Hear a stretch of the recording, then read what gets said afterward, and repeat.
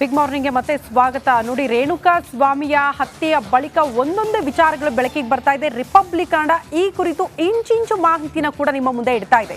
ಈಗ ರೇಣುಕಾ ಸ್ವಾಮಿ ಹತ್ಯೆ ಕೇಸ್ನ ಮತ್ತೊಂದು ಬಿಗ್ ಎಕ್ಸ್ಕ್ಲೂಸಿವ್ ಮಾಹಿತಿಯನ್ನ ರಿಪಬ್ಲಿಕ್ ಕನ್ನಡ ನಿಮ್ಮ ಮುಂದೆ ಇಡ್ತಾ ಇದೆ. ನಾವು ಯಾವಾಗಲೂ ಹೇಳ್ತಾ ಇದ್ವಿ ರೇಣುಕಾ ಸ್ವಾಮಿಗೆ ಬದುಕಿದ್ದಾಗಲೇ ನರಕ ದರ್ಶನ ಆಗಿತ್ತು ಅಂತ. ಈಗ ರೇಣುಕಾ ಸ್ವಾಮಿ ಹತ್ಯೆ ಕೇಸ್ನ ಮತ್ತೊಂದು ಬಿಗ್ ಎಕ್ಸ್ಕ್ಲೂಸಿವ್. ಪೊಲೀಸರ ಮುಂದೆ ಪವಿತ್ರ ಗೌಡ ಹೇಳಿದ್ದೇನು ಗೊತ್ತಾ? ಆ ದಿನ ಪಟ್ಟಣಗೆರೆ ಶೆಡ್ನಲ್ಲಿ ಏನೆಲ್ಲ ಆಯ್ತು ಅನ್ನೋದರ ಕುರಿತಂತೆ ಪೊಲೀಸರ ವಿಚಾರಣೆಯ ಸಂದರ್ಭದಲ್ಲಿ ಒಂದಷ್ಟು ವಿಚಾರಗಳನ್ನ ಹಂಚಿಕೊಂಡಿದ್ದಾರಂತೆ ಪವಿತ್ರ. ದರ್ಶನ್ ವಿರುದ್ಧವೇ ಹೇಳಿಕೆ ಕೊಟ್ಟಿದ್ದಾರೆ ಪವಿತ್ರ ಗೌಡ ಅನ್ನೋದರ ಇನ್ಸೈಡ್ ಮಾಹಿತಿ ಸಿಗ್ತಾ ಇದೆ. ರೇಣುಕಾ ಸ್ವಾಮಿ ಮೇಲೆ ಹಲ್ಲೆ ಮಾಡಿದ್ದಾಗಿ ತಪ್ಪೊಪ್ಕೊಂಡಿದ್ದಾರಂತೆ. ನಾನು ಚಪ್ಪಲಿಯಲ್ಲಿ ಒಂದು ಬಾರಿ ಹಲ್ಲೆ ಮಾಡಿದ್ದು ನಿಜ, ಅಂದ್ರೆ ಹೊಡೆದಿದ್ದು ನಿಜ. ದರ್ಶನ್ ರೇಣುಕಾ ಮೇಲೆ ಹಲ್ಲೆ ಮಾಡಿದ್ದು ನಿಜ. ನಾನು ಶೆಡ್ ಹೋಗೋದಕ್ಕೂ ಮೊದಲೇ, ಆ ಶೆಡ್ಗೆ ಹೋಗೋದಕ್ಕೂ ಮೊದಲೇ ದರ್ಶನ್ ಅಲ್ಲಿ ಹೋಗಿದ್ರು, ಆಲ್ರೆಡಿ ಶೆಡ್ ಅಲ್ಲಿ ಇದ್ರು.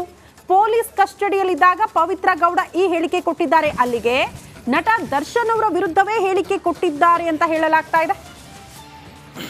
ಅಲ್ಲ, ನನ್ನ ಎದುರಲ್ಲೇ ಹಲ್ಲೆ ಮಾಡಿದ್ರು ಅಂತ ಹೇಳಿ ಪವಿತ್ರ ಗೌಡ ಹೇಳಿದ್ರು. ಪೊಲೀಸರು ಕೇಳಿದ್ರಂತೆ, ಇಷ್ಟೆಲ್ಲ ಆದ್ಮೇಲೆ ನೀವೆಲ್ಲ ಹೋಗಿದ್ರಿ ಅಂತೇಳಿ. ಹೌದು, ಆಸ್ಪತ್ರೆಗೆ ಹೋಗಿದ್ದೆ ಅಂತ.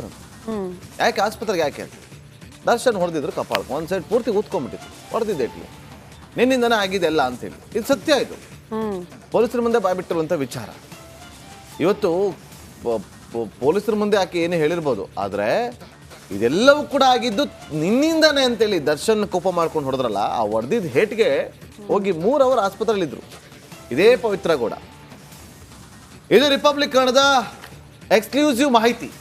ರೇಣುಕಾ ಸ್ವಾಮಿಯ ಕೊಲೆ ಪ್ರಕರಣದಕ್ಕೆ ಬಚಾವಾಗೋದಕ್ಕೆ ಪವಿತ್ರ ಗೌಡ ಮುಂದಾದ್ಲ ಅನ್ನುವ ಪ್ರಶ್ನೆ ಯಾಕೆ ಉದ್ಭವ ಆಗ್ತಾ ಇದೆ ಅಂತಂದ್ರೆ, ತಾನು ಮಾಡಿರೋದು ತನ್ನಿಂದನೇ ಎಲ್ಲವೂ ಕೂಡ ಆಗಿದೆ ಅನ್ನೋದು ಎಲ್ಲರಿಗೂ ಕೂಡ ಗೊತ್ತಿದೆ. ಆದ್ರೆ ಪೊಲೀಸರು ಒಂದು ಪ್ರಕರಣವನ್ನ ಜಾಡು ಹಿಡಿದಾಗ ಅದರ ಮೂಲ ಎಲ್ಲಿ ಅಂತೇಳಿ ಪತ್ತೆ ಮಾಡ್ತಾರೆ, ಅದರ ಬೇಸ್ ಎಲ್ಲಿಂದ ಅಂತೇಳಿ ಪತ್ತೆ ಮಾಡ್ತಾರೆ. ಅದರ ಬೇಸ್ ಎಲ್ಲಿ ಅಂತಾರೆ, ಇದೆ ಪವಿತ್ರ ಗೌಡ ಲಿಪ್ಸ್ಟಿಕ್ ರಾಣಿ ಅಂತೇಳಿ.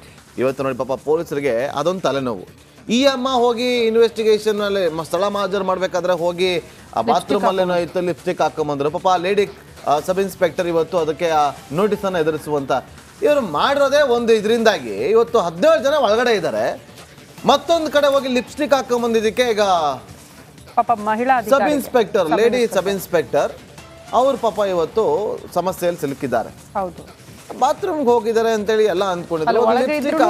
ಹೊರಗಡೆ ಬಂದ್ರು ಸಮಸ್ಯೆ ಅನ್ನೋ ರೀತಿ ಆಗಿದೆ. ಅಲ್ಲಿ ಹೊಡಿಯೋಗಿಲ್ಲ, ಬಿಡೋಗಿಲ್ಲ. ಕಸ್ಟಡಿಯಲ್ಲಿ ಇದ್ದಾಗ ಫಸ್ಟ್ ಜಡ್ಜ್ ಮುಂದೆ ಕರ್ಕೊಂಡು ಹೋದಾಗ ಜಡ್ಜ್ ಪ್ರಶ್ನೆ ಮಾಡಿದ್ರೆ ಇದೇ ಪ್ರಶ್ನೆ ಮಾಡಿ ಏನೋ ಸಮಸ್ಯೆ ಆಯ್ತಾ ಅಂತ ಕೇಳ್ತಾರೆ. ಸಮಸ್ಯೆ ಆಯ್ತು ಅಂತಂದ್ರೆ ಎಲ್ಲಿಂದ ಸಮಸ್ಯೆ ಆಯ್ತು, ಇವ್ರು ಹೊಡೆದ್ರು ಅಂತಾರೆ, ಮುಗೀತಲ್ಲಿ.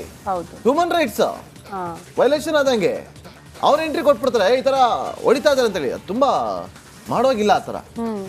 ಆ ಕಡೆ ಬಿಸಿ ತುಪ್ಪ ನುಂಗೋಗಿಲ್ಲ, ಹೋಗ್ಲಾಗಿಲ್ಲ ಅಂತ ಪರಿಸ್ಥಿತಿಯಲ್ಲಿ ಸಿಕ್ಕಾಕೊಂಡ್ಬಿಟ್ಟಿದ್ರು. ಇವತ್ತು ತಾನು ಬಚಾವಾಗೋದಕ್ಕೆ ಹೌದು ದರ್ಶನ್ ನನ್ನ ಮುಂದೆ ಹೊಡೆದ್ರು ಅಂತೇಳಿ ತಪ್ಪನ್ನು ಒಪ್ಕೊಂಡಿದ್ದಾರೆ.